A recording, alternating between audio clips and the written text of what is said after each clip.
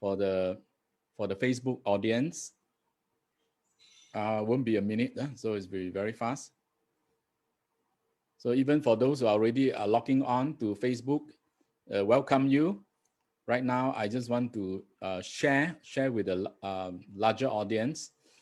All right, now this is our number 17 week where we are doing this real estate quiz show.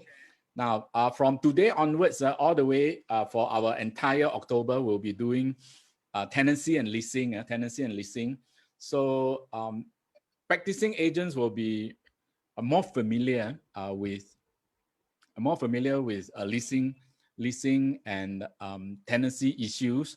So for us, we will be approaching from the exam perspective, okay? Because in the exam, you will find that the questions are more like what we are doing right now, meaning not really theoretical based. In the exam, your tenancy question can also be very practical. Now, it's just that for practicing agents, what they are dealing with every day is more tedious, right? So it was also will be helpful because people don't deal in terms of theory. People talk about very real practical things like who is going to repair this, who is going to pay for this and all that.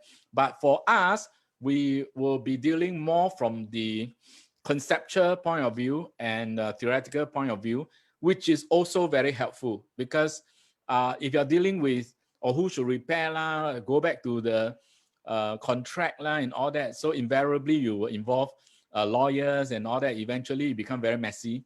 So if you are so confident, you say, oh no, there's this, like last week somebody asked me this question, then I say there is something called the usual covenant.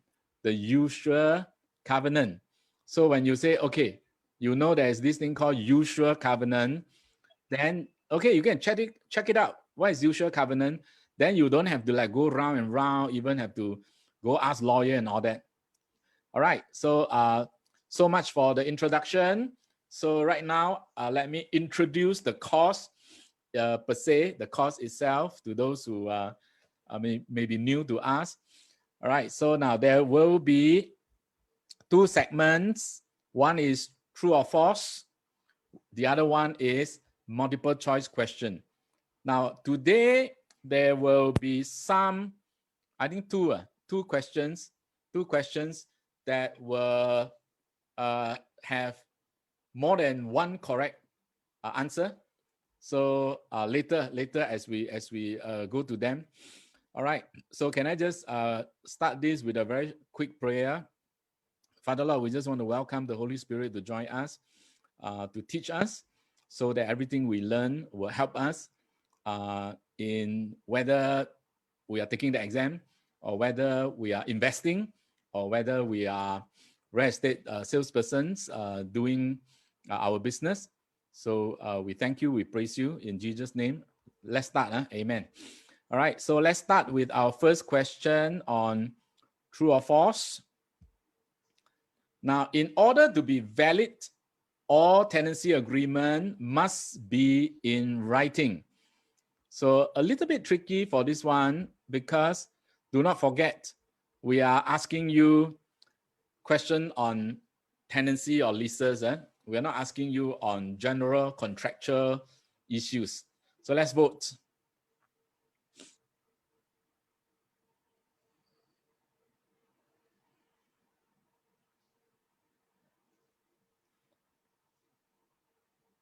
All right, let's end the voting and let's share the poll results.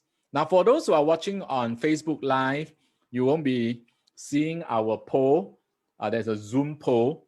So, but it doesn't matter. I will also explain the incorrect answer. So, okay. Now, I've just shown them the poll results. So everybody knows what they have voted for. So let's go to the answer. False. So we have more people who answer it correctly than wrongly. Now, so let me explain. Now, an oral lease is born out of an oral contract. So an oral contract is not in writing. So meaning that you may have a tenancy, for example, that is agreed between the parties, and then they have these common elements such as rent amount. They agreed on the rent amount. They agree on the duration of the stay, and then they also agree on the start date and the end date. I think that these four are very important. Meaning rent, duration, where to start, when to end, and of course, when you give the key, the tenant take the key and then go inside the room. That will be called consideration. Means the contract would have been performed, all right, by this act and this agreement, the terms of agreement. So now the difference is only how we call it, the different names. So throughout this one whole month, we will be touching on all the various concepts in tenancy. Now, this month, there will be 5 weeks. So now usually we just do 4 weeks, because I basically count the number of questions that I use. So as a result, the last week of this month being, I think 31st, there will be no quiz show. So okay, so just just be informed lah. Second question: when an assignee agrees to take over the lease and enter into a fresh lease with the landlord directly, the original tenant who is assigning will drop out of the lease totally. Let's pull out the poll question for you to vote. Let's vote.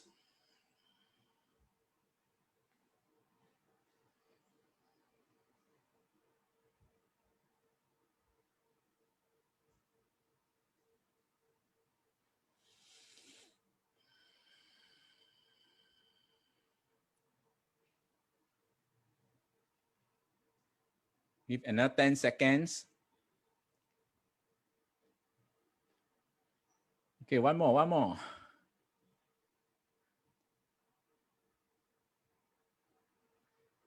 All right, let's end the poll in the interest of time.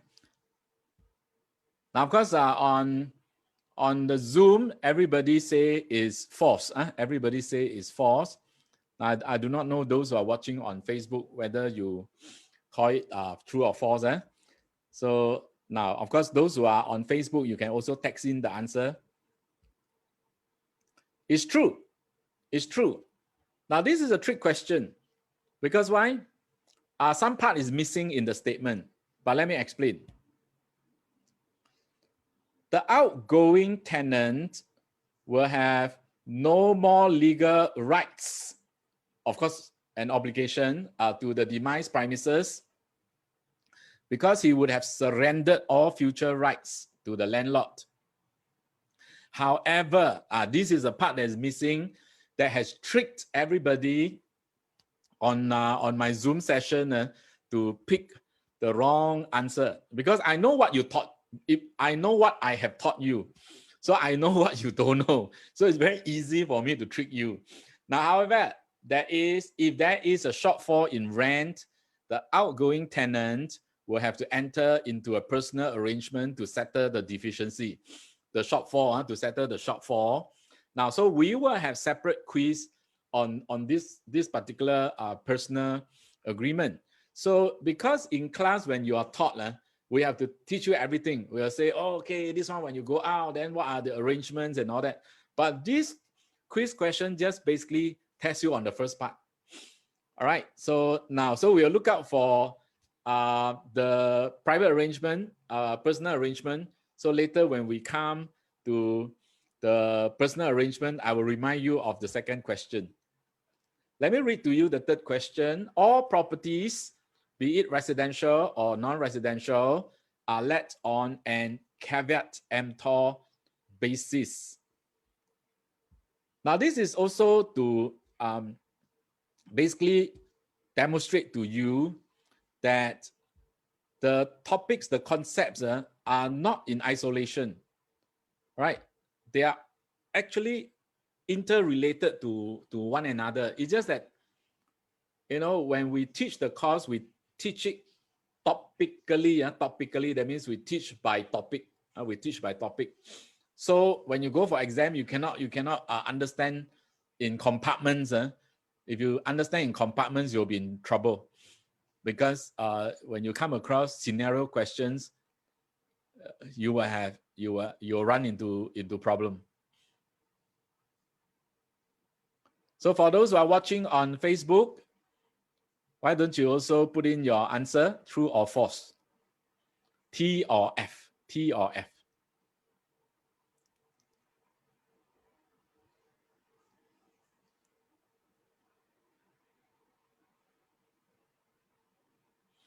All right, so let's end the poll. Let me show the results. 75% of you say it's true. So let me explain the answer. It's true. It's true.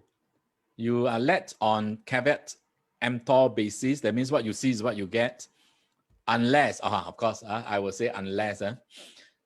All non-residential properties are let on the caveat emptor, or what you see is what you get basis, unless the landlord has agreed to carry out repairs.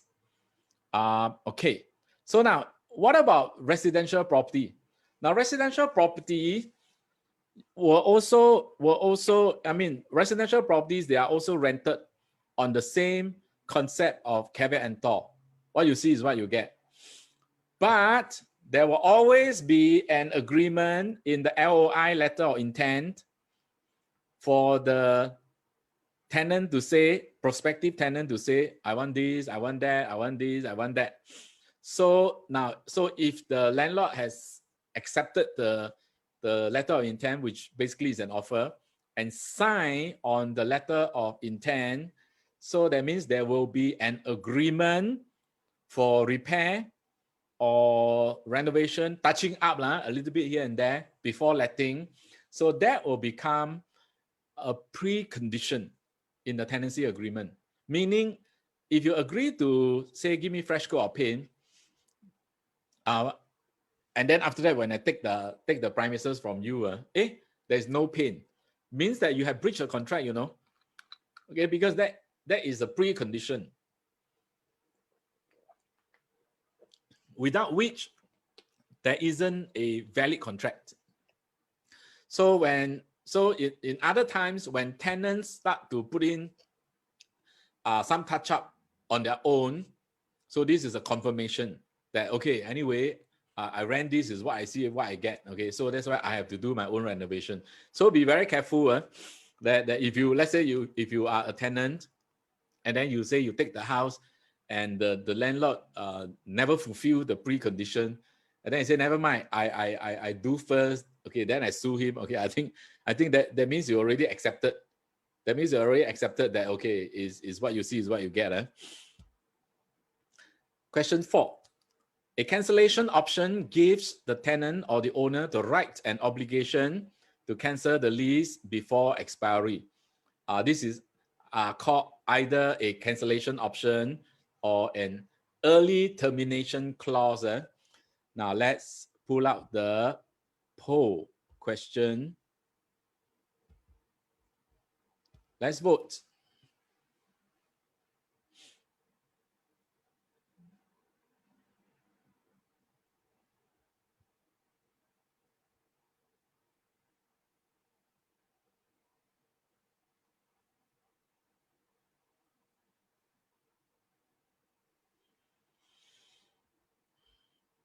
Okay, give you another 15 seconds.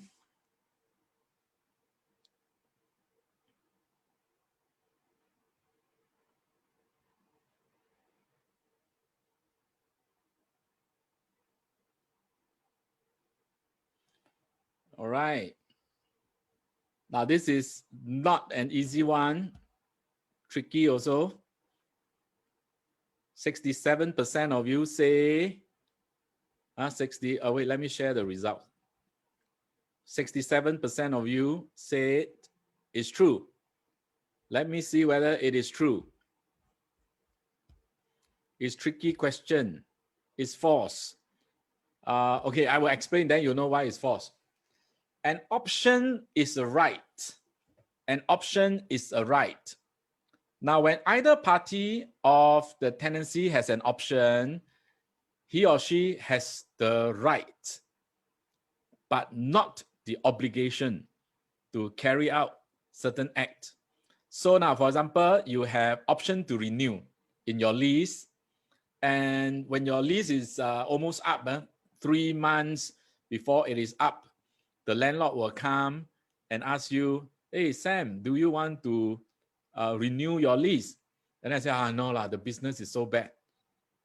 I don't think, I think I'm going to give up my business, for example. So you see, when I put an option into the lease, I want to have the right to renew. But then what happened, my business is no good. Then I decided I give up the right. So the tenant has the right to renew, all right, but he does not have the obligation. Obligation means now if I put in the option, I die must renew. No, it's not like that. Huh? So option to purchase in sale and purchase, option to purchase is the right to purchase, but it's not obligation to purchase. So because why? If I don't exercise the option, you just forfeit my option fee. That's it. I don't have to buy. So that's why it's a trick question. All right. Rights and obligation also something quite fundamental. So you need to understand that. Let's do question 5. I think we're on track to finish at 2. Now, a tenancy will be terminated on the insolvency. Insolvency means bankruptcy. Insolvency of either the landlord or the tenant. True or false? Let me pull up the poll question.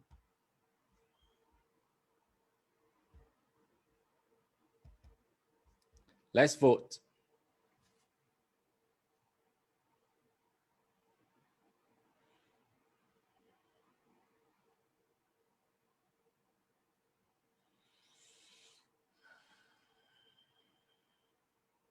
This one is not a trick question. This one is a factual question.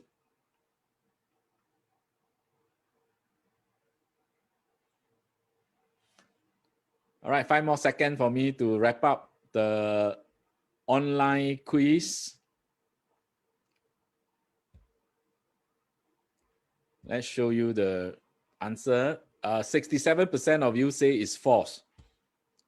So let's look at the answer.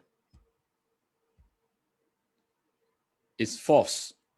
A tenancy may or may not be terminated depending on which party is insolvent.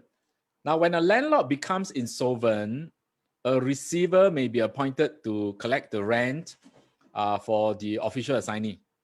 That will include maybe the bank, let's say the bank is in possession, so the bank can appoint a receiver or the OA. Now, when a tenant goes insolvent, that's a different story already. Now, when a tenant goes insolvent, then he will have to surrender the lease. So surrender the lease. But landlord, there's a different process altogether. And okay, later we will have a related question on this one. Let's try question number 6. An early move-in can be considered a periodic tenancy. Let me pull out the poll question. Early move-in. Let's vote.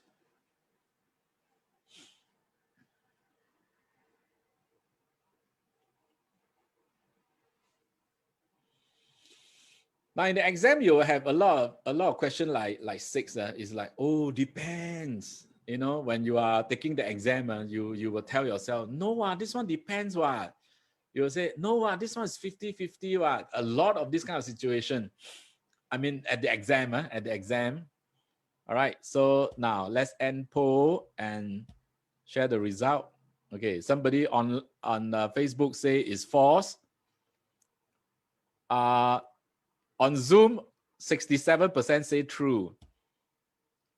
Let me see. This typical exam question, 50-50, 50-50. It depends. It depends. It depends. Now, if the seller charges rent for the early move-in, then it's a tenancy. All right. Sometimes the early move-in is only a matter of days. It will be tenancy at will. So it is a tenancy. What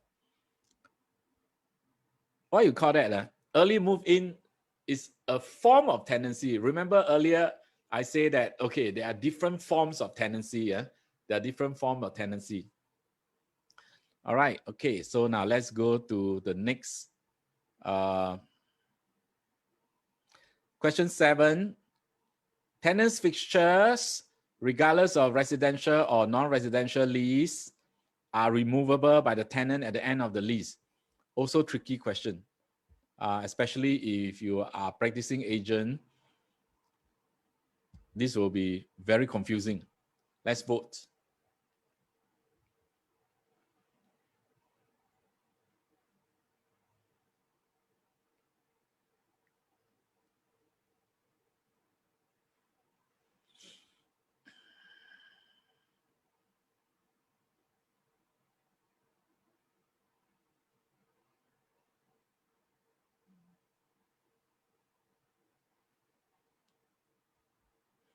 Okay, wait for a while.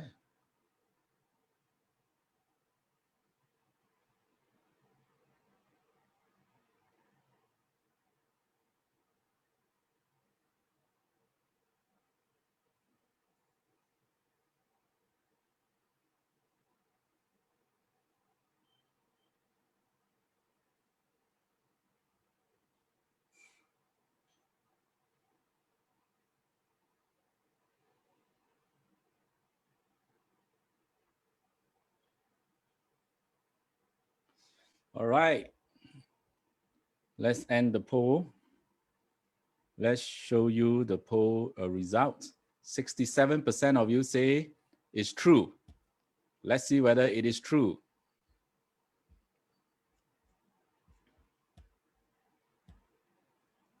Yes, it's true. And let me explain. Now, usually such fixtures are ornamental in nature. That will be for residential. Residential, then usually will be a tenant's fixture will be ornamental. Now, if let's say it is not residential, then the fixture is usually for tenants' use in the business. So the rules of fixtures applicable to sale and purchase are not applicable to fixtures affixed onto the land by tenants.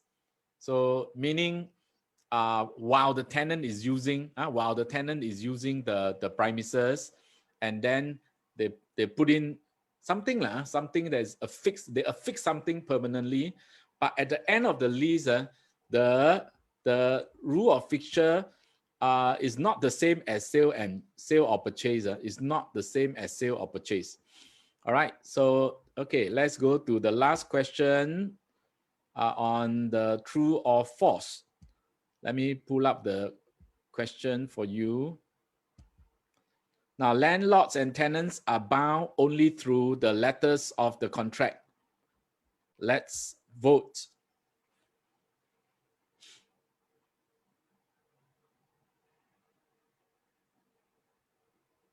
This one very similar to the first true or false question. They are related, but they are not the same. Okay, so let me clarify this. Remember in the first question, we say that oral contract also count. So it's not written. So this question says that both parties are bound only through the letters of the contract. Now that will also include the oral. Is it if I agree with you, okay, I let you stay until next year. end of September, and then you have to pay me a rent, let's say $3,000. Now, this is called letters of the contract, okay, meaning the words of the contract, or whatever I say. Okay, so now let's end the poll and show you what you have forgotten or what you have missed. It's not that you have forgotten, if is that you have missed. In your conceptual understanding is still not complete. Why is it false? Why does the whole class get it wrong? Because you have missed something in the concept. Now, besides the letters of the contract, which is either written or orally agreed, both parties are bound also by the common law duty of care. Common law duty of care. For example, tort of nuisance is not mentioned. It's not mentioned in any of the tenancy one. Natural rights of support is not mentioned also. In general, the landlord owes the tenant the duty of care to ensure no persons get injured on the property, including the tenant's visitors. So nothing of this is written one, is written, okay? So that's why it's called common law duty of care. Common law duty of care is not written. That means you must look after the safety of the people using your property. So this is like tort of nuisance. After I rent the house to you, I'm the landlord, you're the tenant. After I rent the house to you, I cannot come and disturb you, for example.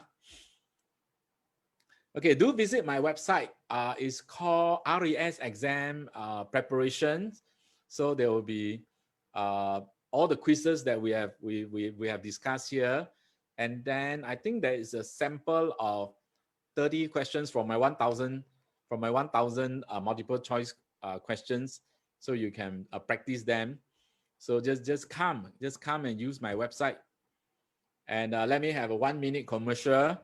Now, if you have any friends who are having problem passing the exam, now I have this e-revision package for you. Now you have, if you buy the entire bundle, you will have the recording of the lectures, which is separately recorded. It's not recorded during the lessons, because during the lessons I tell a lot of stories. So in the recording, I can't tell those stories. So sometimes I tell some jokes also, okay? But this is very serious lecturing. It's worth 30 hours. And then you have that 1,000, more than 1,000 actually, when you add everything together, is more than 1,000 MCQ. So okay, if you really at your wit's end, you have already gone to so many different revision, you have bought other people's MCQ and all that, it's either not updated or they have not done any research on the MCQ that they test you. Now, let's say, for example, you have been going through all my quiz show. I think you will realize that a lot of scenario questions, I've done a lot of research on them. So they are authoritative. So a lot of those MCQ that you buy $30 okay, then you go home and try and all that, they are just a recollection of students' memory, right? The lecturer never really did any research on that, okay? So there will be no case law, there's no scenario question. Even you have also broken a little bit here and there. So, but mine is very complete. As you can see from the quiz show, I got like 12, no, sorry, not 12. Yeah, 12. 12 quiz shows to show for. This is our 17th quiz show. So, okay, so let's continue with our multiple choice question. Okay, this one is very confusing for everybody. But before I read that out to you, basically, I just want to give you a conceptual understanding of what this question is all about. Now, there is a landlord and there is a tenant. Landlord sold the premises with the tenancy, and then after that, the tenant assigned to an assignee. So in other words, we have 2 original parties and 2 subsequent parties. So there are 4 of them, but what will be the relationship? So let me read the scenario to you. Simon is a landlord of a shop and Paul is a tenant.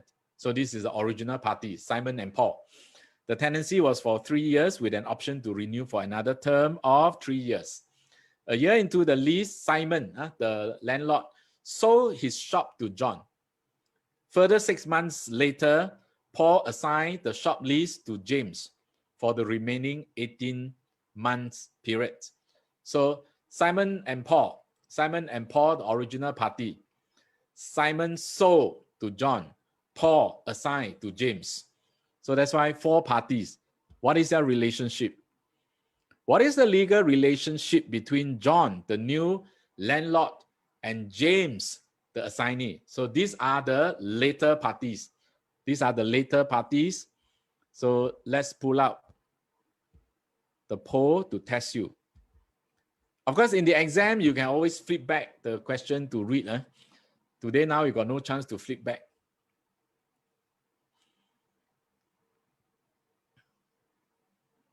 Just to refresh your memory, John is the new landlord. James is the assignee. They came later.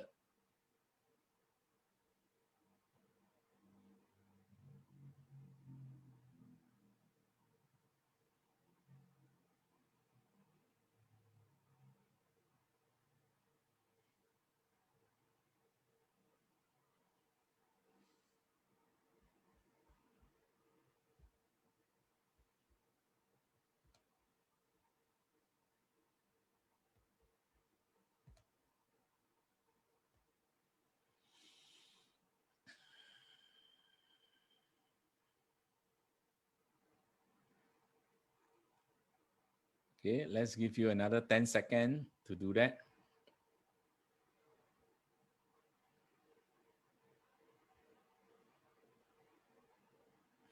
Okay, let's end the poll.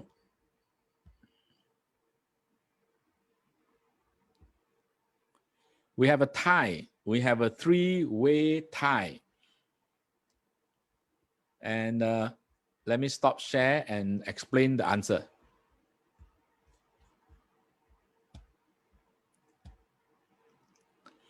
Now, landlord and assignee, their relationship is landlord and assignee via privity of estate. The reason is because now, even though the tenancy agreement does not contain the name of John's and James, now they are still being bound by the fact that James is currently using the real property, and John is the reversioner. So you can see from their relationship. Okay, no matter what you say, it is the current relationship. Their current relationship continue to come through the fact that James is using it. So therefore he's bound by the body of rights. All right, okay. So that has been given to the person who is going to use the property. So in other words, they are bound by the body of rights and obligations that are attached to the land. Okay, so this is first of the series of multiple choice question after the scenario question was asked. So now B and D I will explain later. So follow up. Okay, what will be the new arrangement to pay the monthly rent? So let me pull out the poll question. So this all requires you to have a very solid conceptual understanding of privity of estate and privity of contract.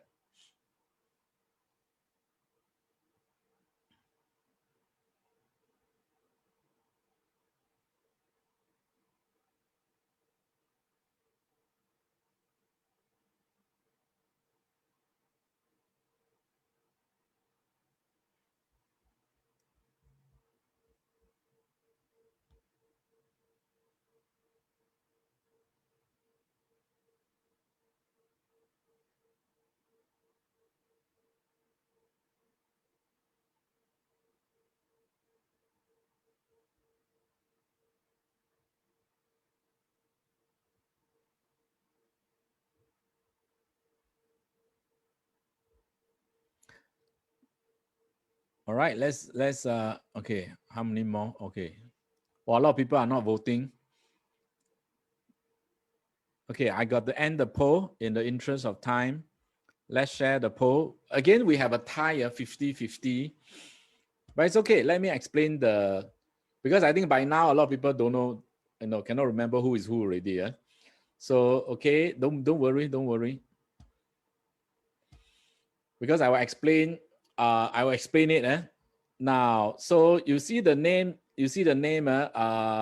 Simon, what do you call it? Simon is the original landlord. Okay, John is later.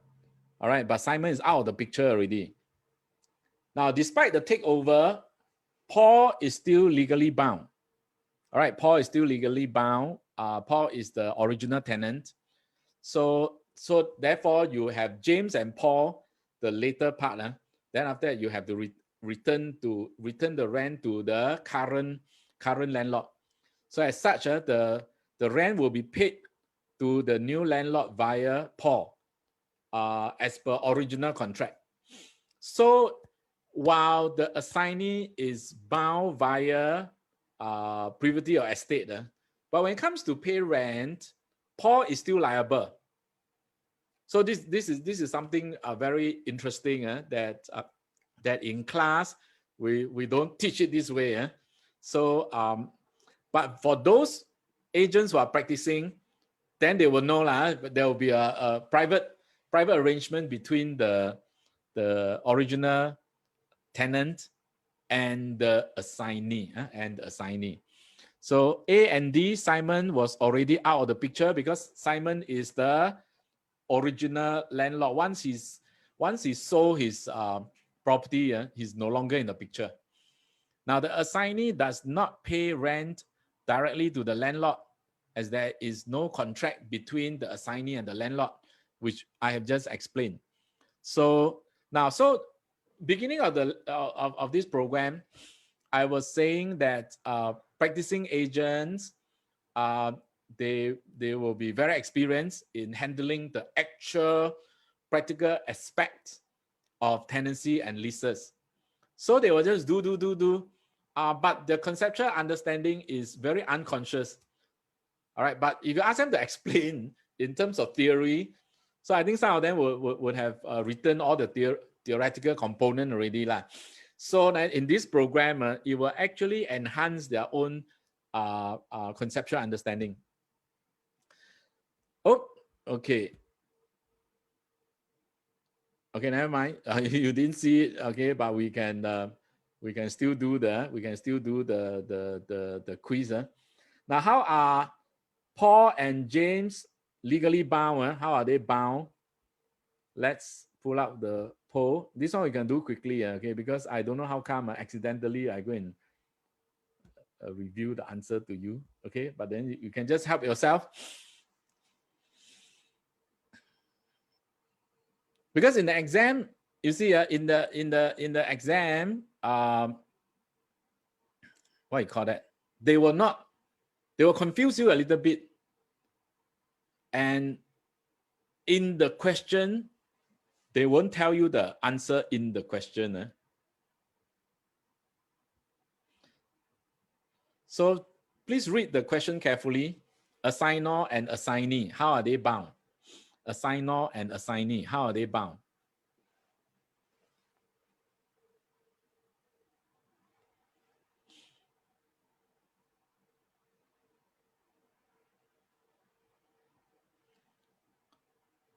Okay, never mind. Some of you already saw the answer.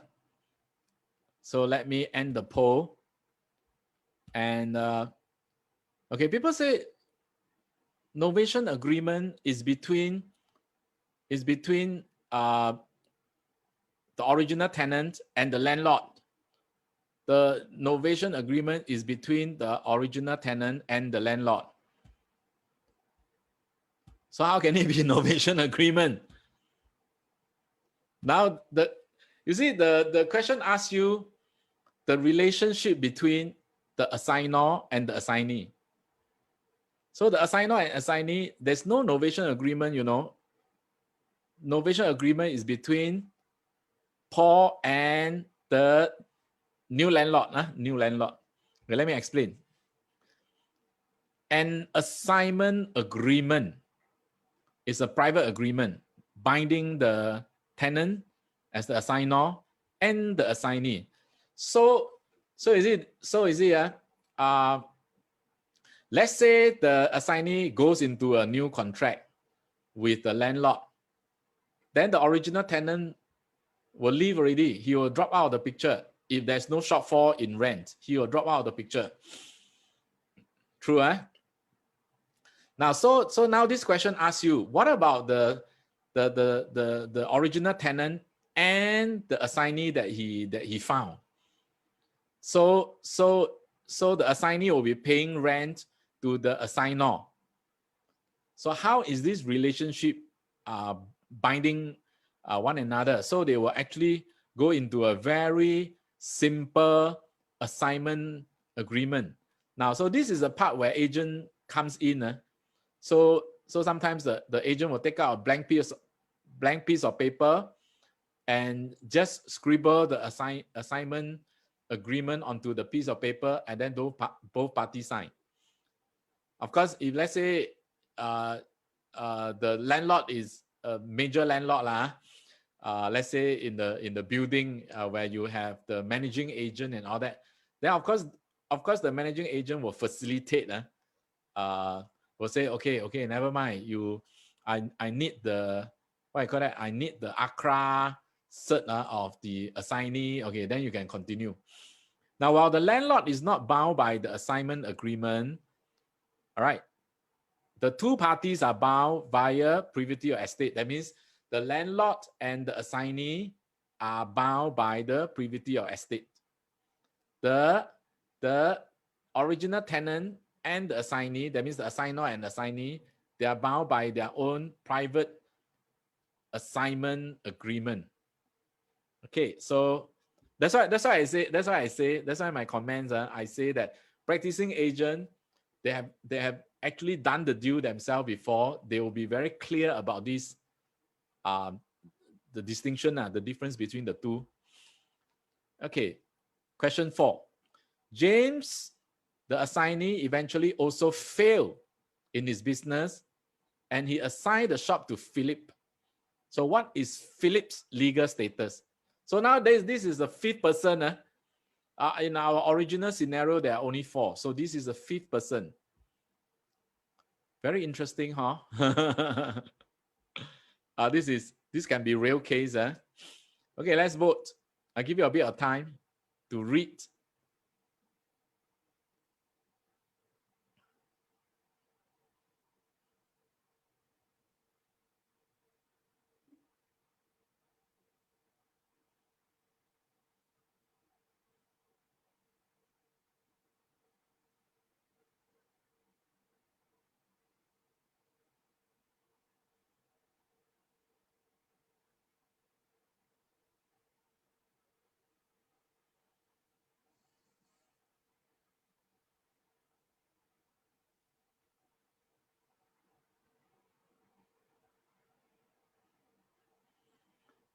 Nobody voted yet.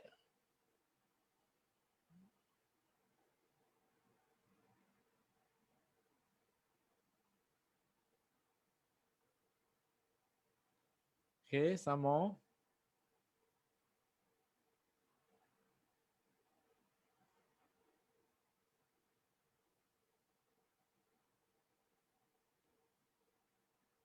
Okay, we wait for one more to vote.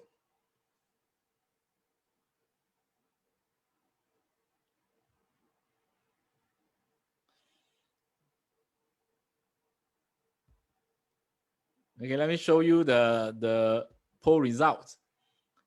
67 of you pick D. So let's see whether the answer is D or not.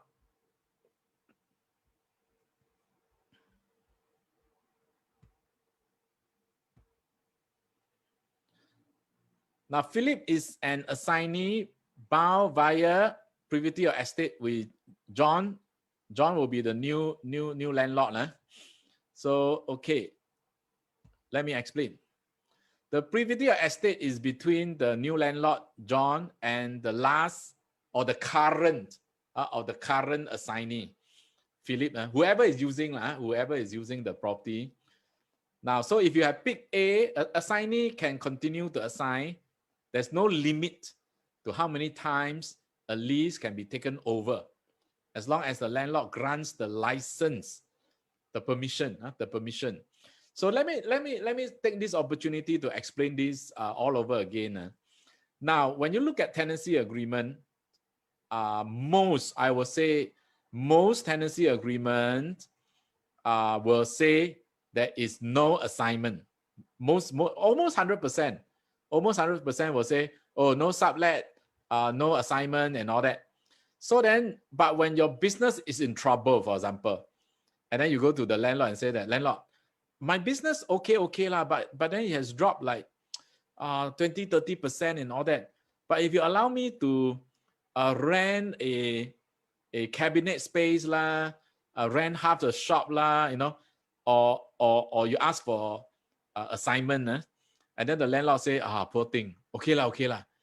Or sometimes the landlord say, I don't care what you do, as long as you go get the permission, and then with the authority, and then the rent you continue to pay me, it's okay. You can do anything you like. So some landlord will really tell you this. You can do anything you like, as long as it's legal. That means the landlord has granted you the license to assign or the license to sublet.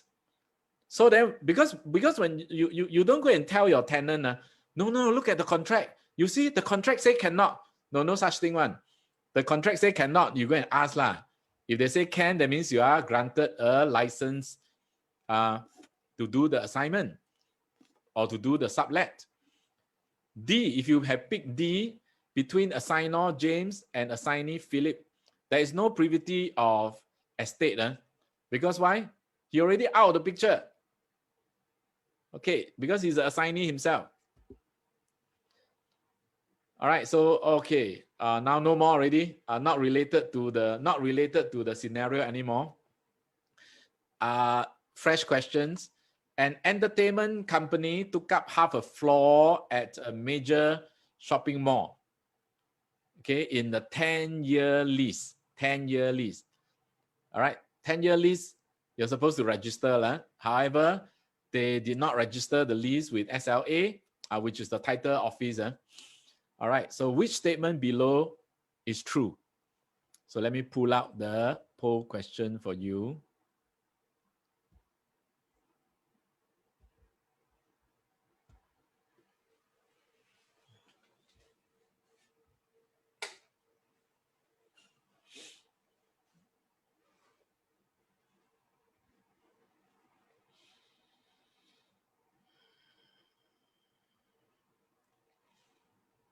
Okay, while you are choosing, let me just read. The lease is unenforceable without the registration. That is A. B, any lease exceeding 7 years becomes a short leasehold estate and must be registered, failing which it becomes an illegal lease. C will be then the lessee was in effect a fixed term licensee.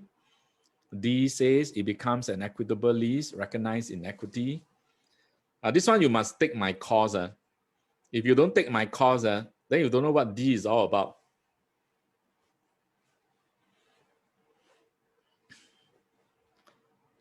I mean, frankly, I have not listened to other lecturer teach, so I don't know whether they are as detailed as me. Because if they can finish their lesson, really, they can finish within 9 lessons. I really very curious how they are able to finish within 9 lessons all the concepts and then make you understand and then join together, merge everything and then discuss scenario and all that. Okay, I really seriously don't know. Let's end the poll and share with you. All of you say is B. All of you say is B. Okay. Okay, I don't blame you because I also didn't explain this in class. It's actually D. The answer is in the course notes.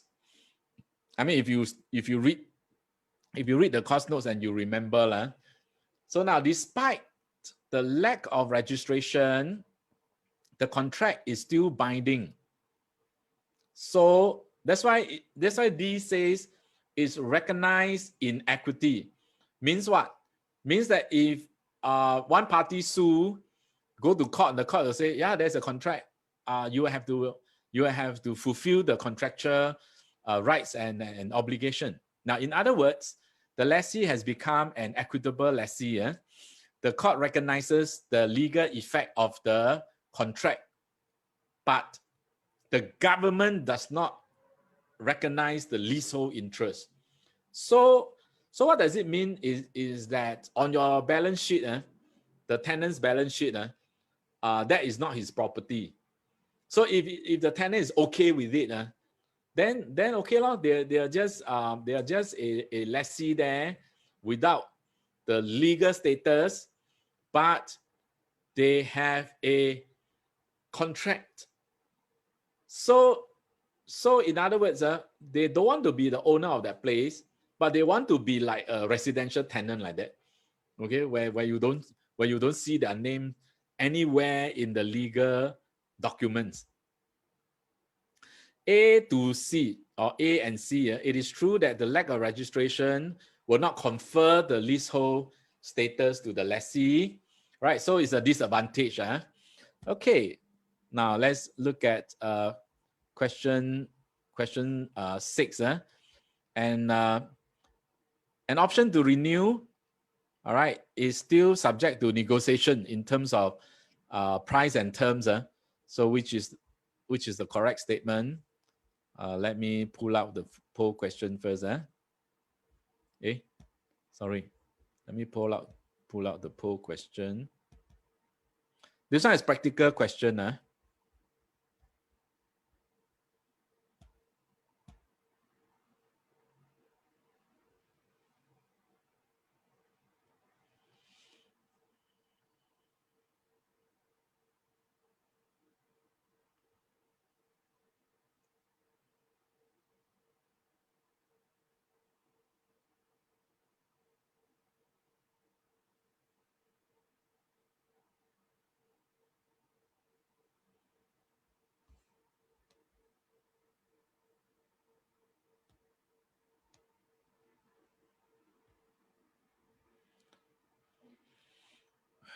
Okay, 10 more seconds.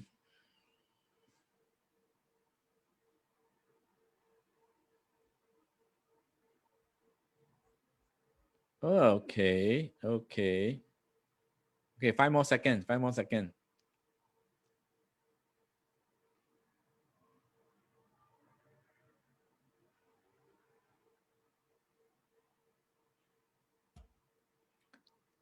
All right, we have a tie there, 50-50 between A and B. So let me explain. Okay, what is the correct answer? B. Now it's standard. Yes, there's a right that I have to rent to you, all right, but subject to the prevailing market price. So in other words, there is still negotiation. So what happened? Okay, now what happened is that say not right now. I've been here for 5 years. I've been paying 10,000 to you, and I have an option to renew for another term of 5 years, also 10,000. And then when I say okay, I want to renew at 10,000. But then the landlord think that 12,000 should be the correct rent.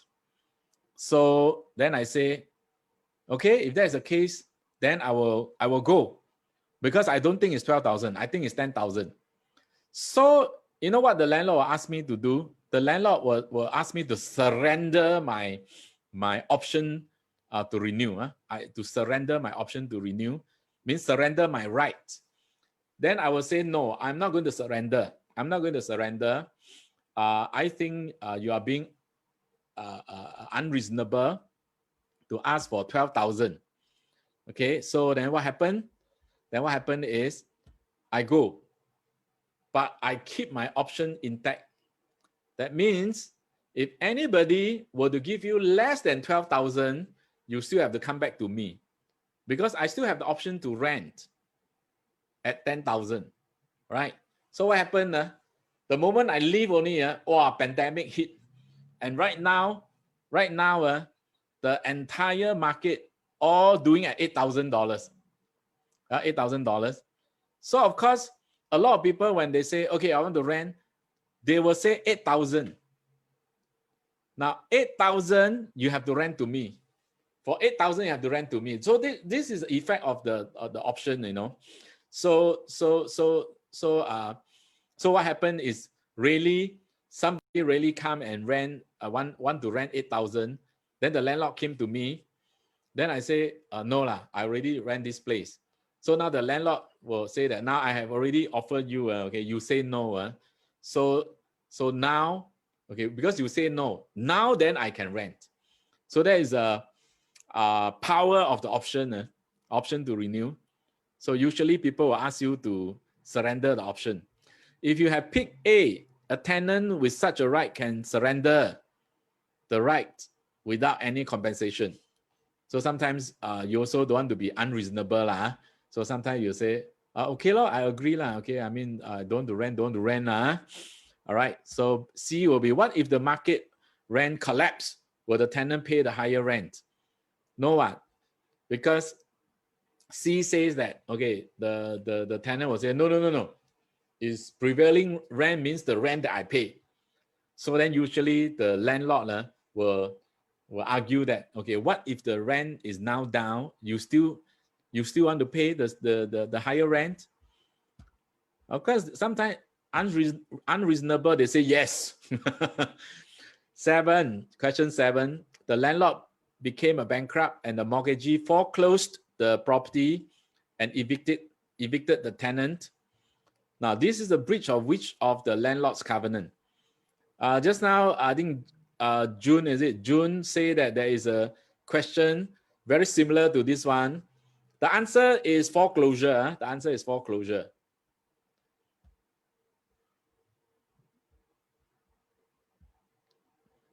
Let me call out the poll question. Let's vote.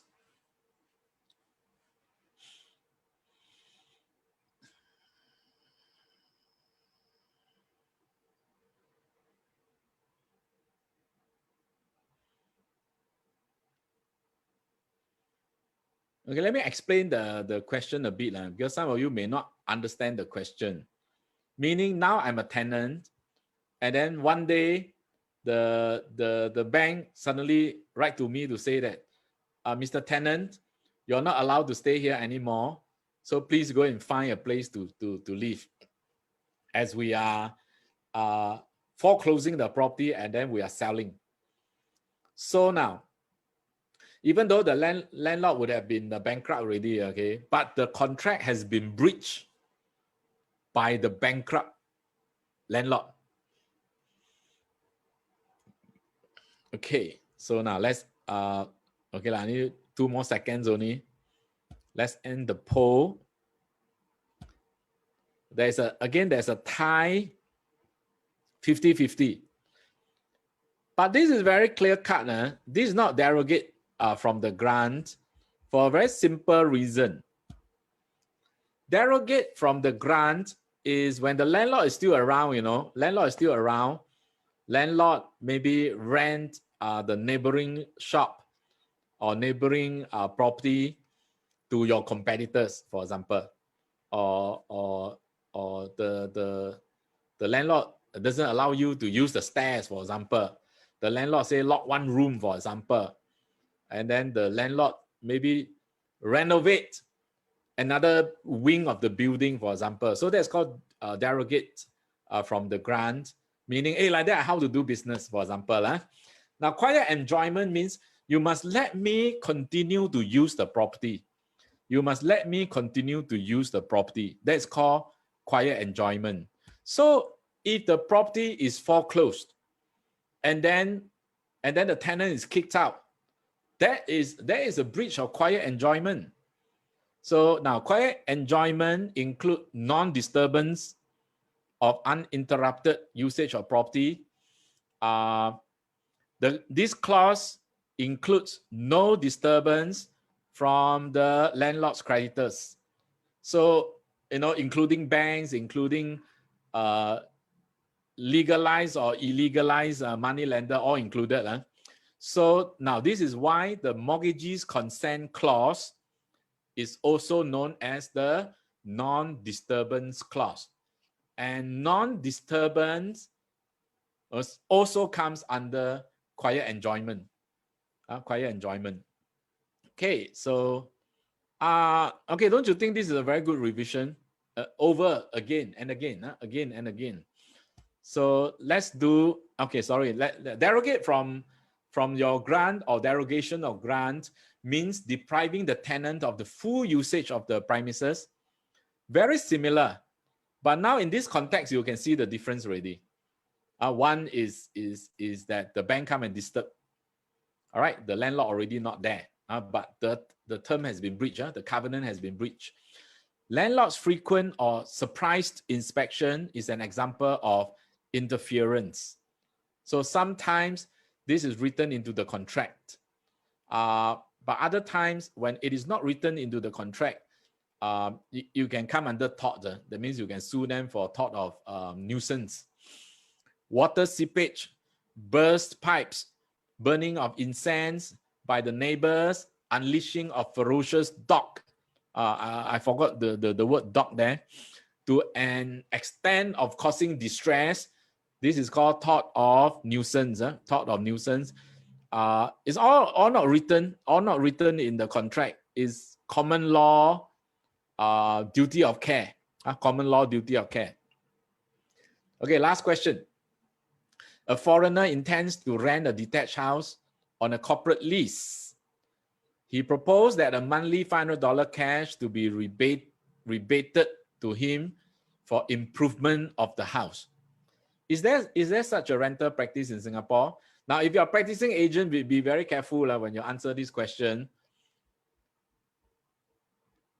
because we want to, I think this one is code of ethics law everything all mashed into one. Let's vote.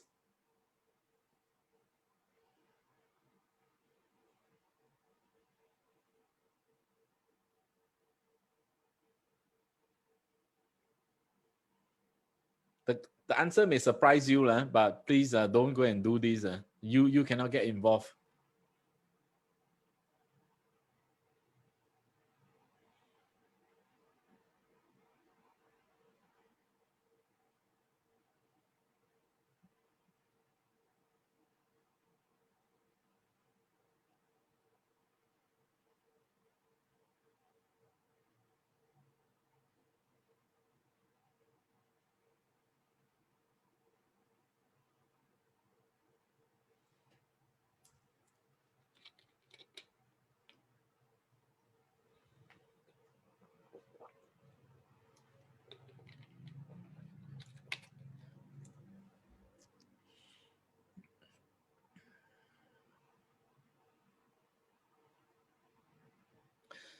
Okay, let's end the poll. 67% of you say is illegal contract. Let me explain. This one need a bit of explanation because it depends on whether this is residential or non-residential. The practice is different. Okay, for residential for non-residential, you have the tenant improvement allowance. Tenant improvement allowance, or sometimes is called sorry the term just elude me. Meaning before you rent, you put in your LOI, and for non-residential, then you get the landlord to do everything for you. All right, now especially now, I think a lot of shops, the landlord will be crying out for business. So when the tenant come in, let's say the tenant take half a floor. Let's say the tenant is a very famous, let's say European brand, for example. Then they want to come to, let's say Takashimaya, and then they want to take half the floor, for example. You know, you think they will come up with the money to renovate half the floor? No, they will ask the landlord, okay, what can you do for me? So the landlord will say, okay, I can do this, do this, do this, do this. So this is called tenant improvement allowance. Okay, they co-pay. Sometimes they co-pay. They co-pay for the renovation. All right, so it's plus like 6 months rent free, for example, and then $500,000 injection into the renovation. So yes, you do have tenant improvement allowance or allowances for non-residential leasing, whether it's shop, office, or factories. All right, but for residential, you have to be very careful already. Now, let me say, such tenant improvement allowance usually requires the tenant to sign a personal guarantee of the lease. So that will be for non-residential. So now, but for residential, the landlord, there's no law against landlord negotiating for creative financing deals with the tenant. So therefore for the landlord, it's not illegal. But between you and the players, the two players, I think you have to be very careful. I think there is a code of ethics against involving in creative financing methods between you and your customers, especially when you take a cut in this. Please don't. So I've already warned you officially before you start your career. You have this kind of deals, especially during recession. Because the Amor, they come to Singapore, they also know that it's recession. So they also know how to squeeze out money from the landlord. So, okay, so our next quiz will be next Saturday, as usual. All right, it's 1 to 2. Sorry, I made a mistake here. It's not 2 to 3, it's 1 to 2. All right, I should go and quickly change it. All right, so now, if you have friends who are still struggling with the exam, please let them know this. Ask them to come to my website. Now, this is end of the game show already. So I hope you have been blessed. So I will see you next week. Thank you very much.